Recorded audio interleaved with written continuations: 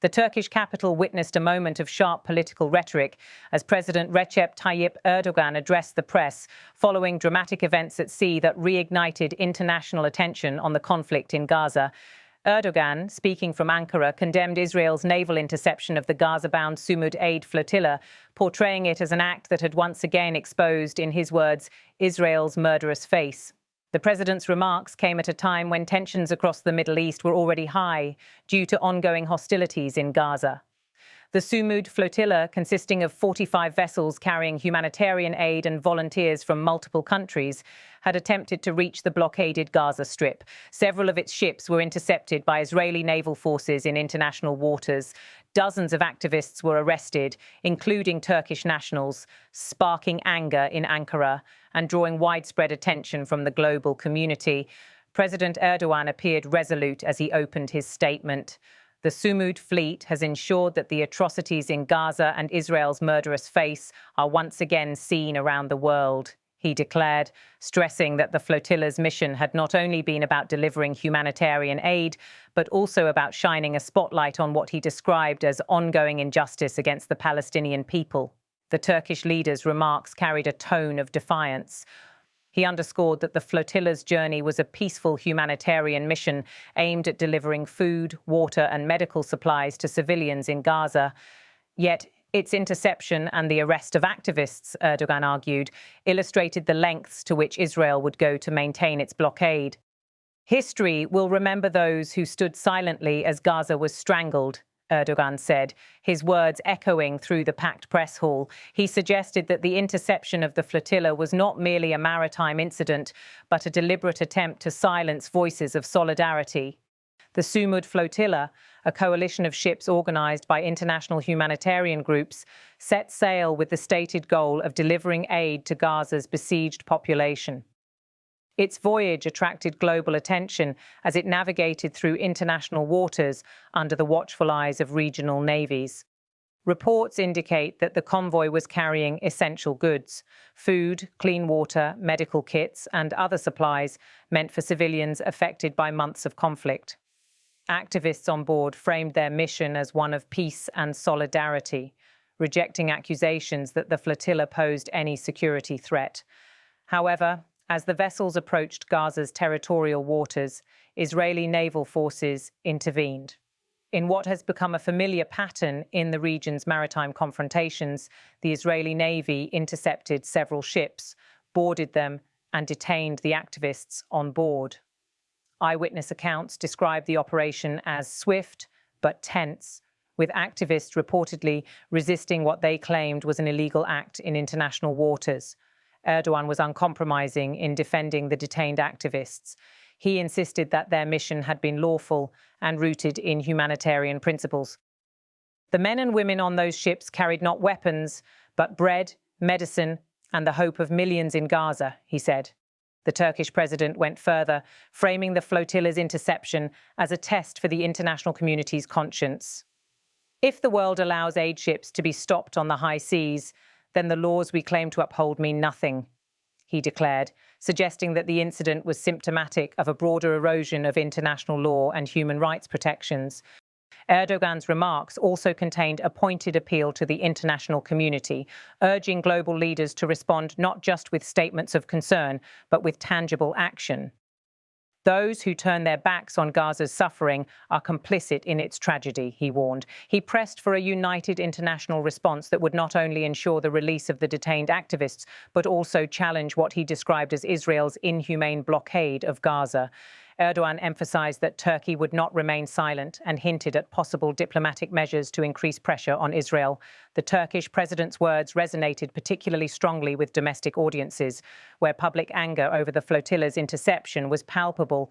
Demonstrations had already begun in major Turkish cities, with crowds waving Palestinian flags and calling for stronger action from Ankara.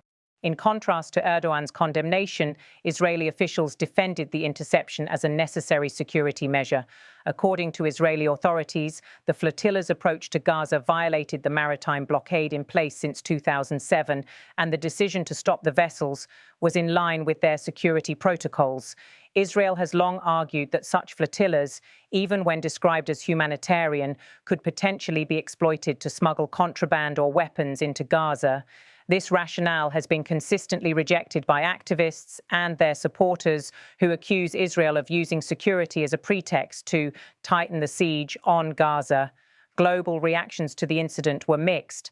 Some Western governments called for calm and stressed the need to avoid escalation, while others expressed concern about the humanitarian situation in Gaza and called for the immediate release of the detained activists.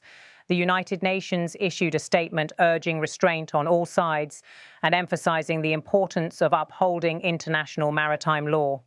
Erdogan's speech went beyond the immediate events of the flotilla's interception. It reflected his long-standing criticism of Israel's policies toward Gaza and the broader Palestinian question.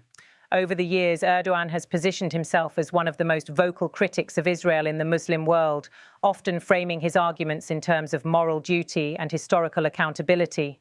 In his address, he argued that the flotilla's interception was part of a larger pattern of actions aimed at suppressing the Palestinian people. Every time the world looks away, Gaza is left to suffer alone, Erdogan said, urging both regional and international players to break what he described as a cycle of impunity. Domestically, Erdogan's strong response to the flotilla incident served to rally political and public support. The plight of the Palestinian people has long been a cause that resonates deeply with many in Turkey, and incidents such as the Sumud Flotilla interception often become flashpoints for national debate. The Turkish government announced that it was in close contact with the families of the detained activists and was working through diplomatic channels to secure their release. Officials also hinted that Ankara might pursue legal avenues in international courts to challenge the legality of the interception. In his remarks, Erdogan acknowledged the concerns of the activists' families. "We will not rest until every Turkish citizen detained is brought home safely," he promised, adding that Turkey's foreign ministry was actively engaged in negotiations. Erdogan's speech was not only an appeal to the Turkish public, but also a rallying cry to the broader international community. He argued that the Sumud flotilla had achieved something significant despite being intercepted. It had once again forced the world to confront the reality of the situation in Gaza. The Sumud fleet may have been stopped at sea, but it has succeeded in awakening the conscience of the world, Erdogan said. He described the incident as a turning point that should galvanize international efforts to end what he called the inhumane blockade and address the underlying causes of the conflict.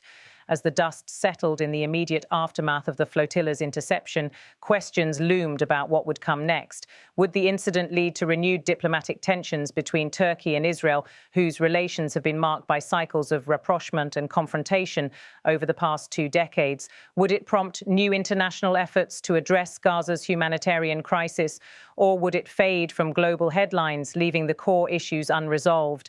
Erdogan left little doubt about where Turkey stood. "We will not be silent, we will not be complicit, and we will not allow the cries of Gaza's children to go unheard," he said in closing, striking a tone that suggested Turkey would continue to challenge Israel's actions on both the diplomatic and public stages. The Sumud flotilla's voyage, though curtailed, became a symbol of the persistent struggle to deliver aid to Gaza in the face of political and military barriers. For Erdogan and his supporters, it represented a moment when ordinary people took a stand, challenging the status quo and compelling world leaders to confront uncomfortable truths. In Ankara, as Erdogan concluded his remarks, the sense was clear. The incident was more than a maritime standoff. It was, in his view, a test of global solidarity and of the principles that underpin international law. As the world watched, the flotilla's story continued to unfold in diplomatic negotiations, in courtrooms, and in the ongoing debate over the balance between security and humanitarian need.